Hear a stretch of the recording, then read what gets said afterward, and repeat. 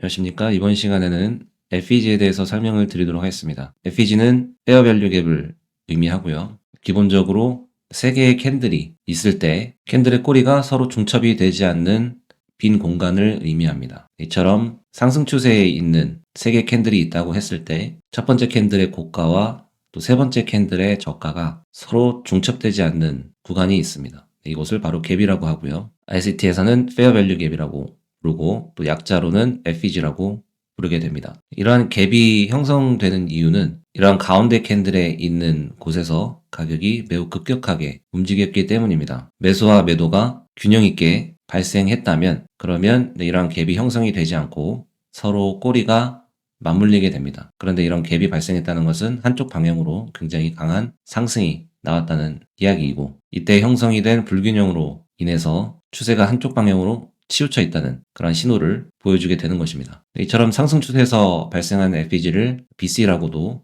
이야기를 합니다. Buy Side Imbalance, Sell Side Inefficiency라고 해서 긴 이름이 있는데 매수 측에서는 불균형이고 또 매도 측에서는 비효율이라는 의미입니다. 만약에 가격이 이쪽에서 다시 하락을 해서 되돌림을 준다면 이러한 FEG 영역을 지지대로 삼아서 딛고 다시 상승할 가능성이 높습니다. 이런 식으로 FEG는 지지나 저항의 역할을 하게 됩니다. 하락 추세에서 이러한 모습이 나타날 수가 있는데요. 또 음봉 캔들 3개가 만들어내는 FEG가 형성이 되어 있는 모습입니다. 이때 만약에 가격이 다시 되돌림을 준다면 이러한 갭 영역에서 FEG 영역에서 또 저항이 나올 수가 있고요. 그래서 하락 추세가 계속해서 지속이 되는 그런 모습이 나올 수가 있습니다. 하락 추세에서 발생하는 FEG를 CB라고 이야기를 하고요. Sell Side Imbalance, Buy Side Inefficiency라고 해서 매도 측에는 불균형이고 매수 측에는 비효율이 발생했다는 의미입니다. 많은 분들이 FEG를 처음 배우실 때 헷갈려 하는 것이 캔들 색깔과 관련된 것입니다. 그래서 캔들의 색깔은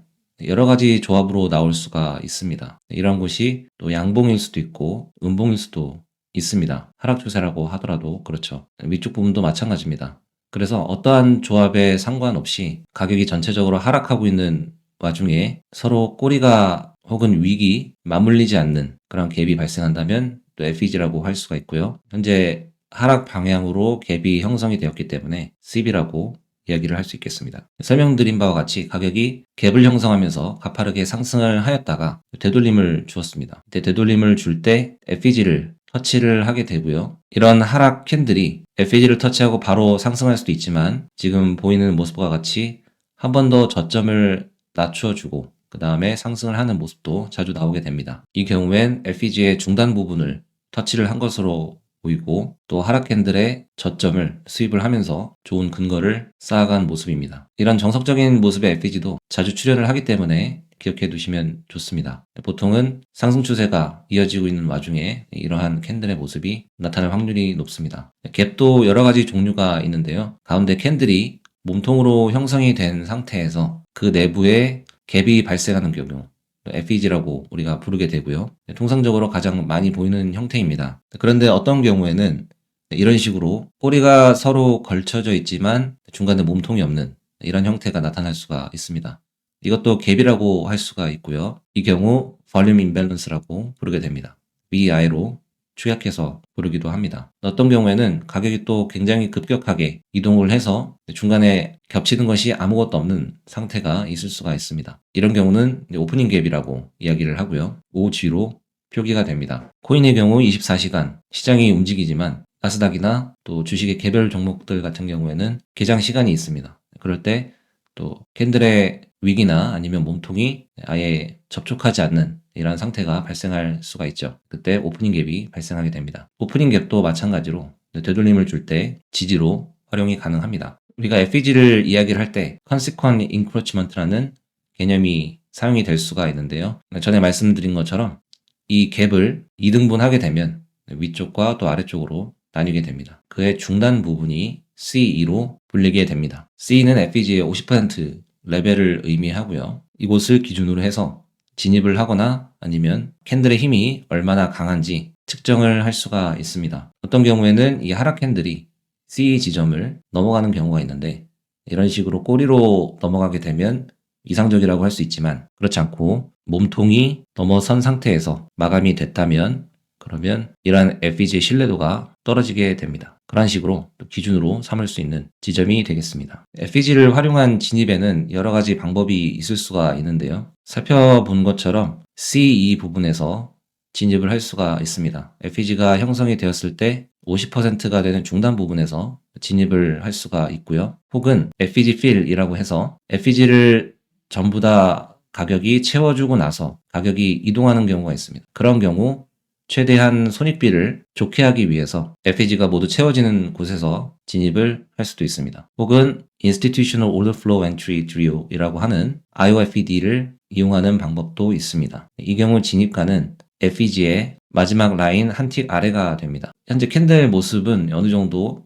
FEG를 뚫어준 모습으로 보이는데 많은 경우에 FEG를 아주 살짝만 한 틱 정도만 찍고 다시 추세를 이어가는 그런 형태도 자주 나오기 때문에 IOFED를 이용해서 포지션을 진입하는 것이 대다수입니다. 저의 경우엔 그렇고요. 또 다른 경우도 많이 있기 때문에 상황에 따라서 진입을 할 수 있겠습니다. 이 세 가지 경우에 어떤 방식을 사용해야 하는지는 컨플런존이 어디에 위치하느냐에 따라서 달라질 수가 있습니다.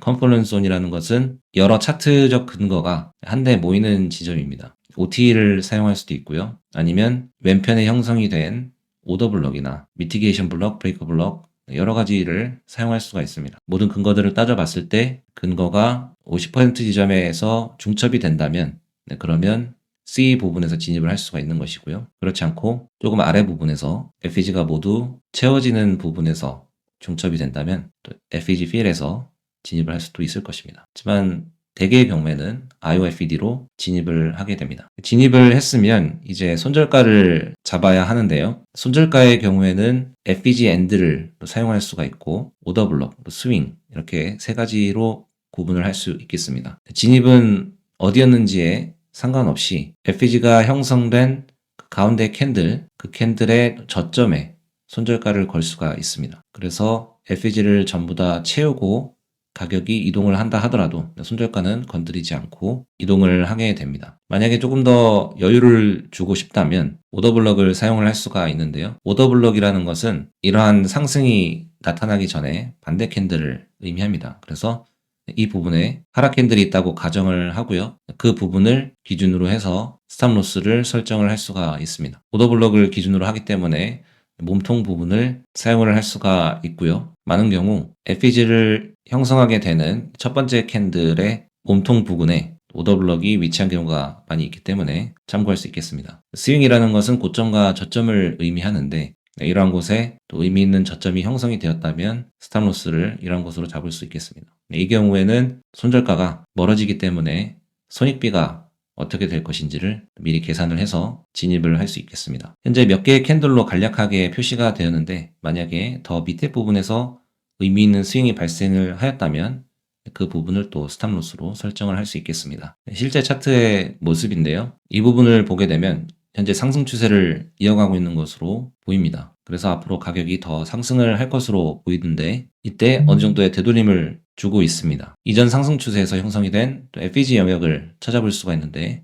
가장 가까운 FEG 영역이 이곳이 됩니다. 이전에도 FEG는 계속 형성이 되었습니다. 여기도 FEG가 하나 있고 또 여기도 있습니다. 그런데 가격이 상승을 이어오면서 계속해서 터치해 나간 모습이고요. 그래서 이런 FEG들은 이미 리밸런싱이 되었기 때문에 가격이 다시 터치하러 가지 않을 가능성이 높습니다. 하지만 가장 마지막 FEG의 경우에는 아직 터치가 되지 않은 모습이고요. 그렇기 때문에 가격이 이곳을 향해서 갈 가능성이 높고 또 만약에 FEG를 터치를 한다면 또 상승 추세를 이어서 상승을 할 가능성이 높습니다. 그래서 되도록 이와 같이 훼손되지 않은 FEG를 찾아서 활용을 하는 것이 좋습니다. 네, 이렇게 FEG를 터치하고 가격이 크게 상승한 모습이고요. 또 손절가는 FEG end로 잡았고 좋은 손익비를 가지고 매매를 마친 모습입니다. 위쪽에 굉장히 큰 FEG가 형성이 되어 있고요. 더 높은 타임프레임에 있는 FEG입니다. 셀사이드 컬브에 있는 FEG였고요. 그렇기 때문에 여러 가지 근거를 살펴보아서 설정을 한 모습입니다. 이러한 차트 모습에서도 FEG를 찾아볼 수가 있는데요. 가격이 하락하였다가 계속해서 저점을 낮추는 모습을 보여주었습니다. 아마도 3D 드라이브스의 모습이 나타난 것으로 보이고요. 또 이후에 상승 추세로 가격이 반전이 되었다고 가정을 하고 매수 포지션을 진입을 한다면 그러면 FEG 영역에서 진입을 할 수가 있는데 보시면 이곳에서 FEG 영역이 형성이 된 것이 보입니다. 아직 터치가 되지 않은 모습이고요. 그렇기 때문에 가격이 어느 정도 상승을 하다가 다시 되돌림을 줄 때 이러한 FEG 영역을 터치할 가능성이 높습니다. 그래서 지정가를 IOFED 위치에 걸고요. 그리고 손절가는 스윙이라면 이곳이 될 수가 있겠고요. FEG 엔드라면 이런 곳이 될 수 있겠습니다. 이렇게 해서 가격이 터치가 되었고요. 급격한 상승이 나타난 것을 볼 수가 있습니다. 가격이 결국에는 FEG 영역을 모두 채워주고 올라간 모습입니다. 이 경우에는 스윙 로우에 손절가를 설정을 하였지만 FEG 엔드로 손절가를 잡았어도 포지션이 성공했을 것으로 생각이 됩니다. 이제 인버전 FEG입니다. IFEG라고 이야기를 하기도 하는데요. 왼편에 보시면 상승 추세에서 FEG가 터치되고 난 이후에 어느 정도 상승이 나온 모습입니다. 여기서는 지지의 역할을 하였지만 이후에 가격이 반전이 되어서 하락 추세로 전환이 되었는데요. 이때 하락 캔들이 기존 FEG를 몸통으로 강하게 뚫고 나서 이후에 되돌림을 주었습니다. 하락 추세에서는 되돌림을 줄 때 어느 정도 상승이 나오게 되는데 이때 기존의 FEG 영역이 저항 역할을 해서 하락 추세를 지속시킨 모습을 볼 수가 있습니다. 그래서 지지가 되었던 곳이 이후에는 저항으로 나타나게 되는데 이러한 모습은 차트에서 굉장히 자주 나타나는 모습입니다. 작은 관점에서도 그렇고 큰 관점에서도 그렇고 어느 타임 프레임에서든 나타나는 모습이고 또 가격 이동의 기본적인 원리인데 이것을 SR 플립이라고 합니다. Support and Resistance 플립이라고 하고요. 지지와 또 저항이 뒤집어졌다는 의미입니다. 기존에 지지가 되었던 곳이 저항 역할을 하게 된 것입니다. 그래서 만약에 가격이 하락을 하다가 다시 상승을 하였을 때 그때도 이러한 곳이 저항의 역할을 하거나 혹은 가격이 강하게 뚫고 올라가서 또 지지의 역할을 하는 그러한 곳이 될 수가 있습니다. 만약에 이 가격대가 또 굉장히 의미 있는 가격대라고 한다면 그런 식으로 반복해서 SR 플립 현상이 일어날 수 있습니다. 여기서 이제 하락 추세에 있는 차트 모습을 볼 수가 있는데요. 추세가 반전되었다고 가정을 하고 슈퍼지션을 진입한다고 한다면 그러면 음봉 캔틀의 오른편에 있는 곳에서 FEG 영역을 찾아볼 수가 있습니다. 이곳이 있고 또 위쪽에 FEG가 하나 더 보입니다. 이런 식으로 표시가 될 수 있을 것이고요. 그래서 숏포지션을 진입을 한다면 이러한 FEG에서 진입을 할 수 있습니다. 가격이 되돌림을 주면서 이러한 FEG에서 저항을 맞을 확률이 높기 때문입니다. 하지만 이때 우리가 주의해야 하는 것이 더 높은 타임 프레임을 고려했는가입니다. 그래서 만약에 더 큰 타임 프레임에서 더 큰 관점에서 상승 추세에 있다면 이렇게 형성이 된 FEG는 사용하지 않는 것이 좋습니다. 그보다는 이러한 곳들이 IFEG로 전환이 되었을 때 롱 포지션으로 진입할 수 있겠습니다. 이처럼 추세가 상승 추세이기 때문에 기존의 하락 추세에서 잠시의 되돌림에서 발생하였던 FEG를 가격이 뚫고 올라간 모습입니다. 이때 IFEG가 형성이 되었고요. SR 플립 현상이 일어날 것으로 기대를 한다면 이러한 곳에서 또 롱 포지션을 진입할 수 있겠습니다. 이 둘 중 어디에서 가격 반응이 나올 것인지는 여러 가지 근거들을 또 중첩을 해보아야 합니다. 이런 식으로 위쪽에 있는 IFEG에서 가격 반응이 나온 모습입니다. 이러한 IFEG가 또 가격이 상승하는 가운데 만들어낸 FEG와 또 중첩이 되는 것을 볼 수가 있습니다. 오늘은 이렇게 FEG와 또 IFEG에 대해서 살펴보았습니다. 이전에 다뤘던 내용이지만 내용을 조금 더 추가해서 살펴보았습니다. 가격이 진행하면서 무수히 많은 FEG와 또 IFEG가 형성이 됩니다.